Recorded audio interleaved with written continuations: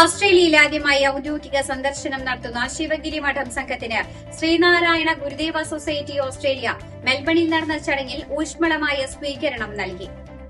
മെൽബണിലെ ഡോക്ലാൻഡ്സിൽ യാര നദിയിൽ പ്രത്യേകം സജ്ജീകരിച്ച ക്രൂയിസ് ബോട്ടിലാണ് ഗുരുദർശ സമീക്ഷ എന്ന സ്വീകരണ പരിപാടി നടന്നത്. ഒക്ടോബർ 14 മെൽബണിലെ വിക്ടോറിയൻ പാർലമെന്റിൽ നടന്ന ലോകമത സമ്മേളനത്തിൽ പങ്കെടുക്കുവാനാണ് ശിവഗിരി ശ്രീനാരായണ ധർമ്മസംഘം ട്രസ്റ്റ് പ്രസിഡന്റ് ബ്രഹ്മശ്രീ സച്ചിദാനന്ദ സ്വാമിയുടെ നേതൃത്വത്തിലുള്ള സംഘം ഓസ്ട്രേലിയയിലെത്തിയത്. ചരിത്ര സംഭവമായ മത പാർലമെന്റിനെ തുടർന്ന് ഒക്ടോബർ 15 മെൽബണിൽ നടന്ന സ്വീകരണ പ്രഭാഷണ പരിപാടിയിൽ ട്രസ്റ്റ് പ്രസിഡന്റ് ബ്രഹ്മശ്രീ സച്ചിദാനന്ദ സ്വാമി അനുഗ്രഹ പ്രഭാഷണം നടത്തി.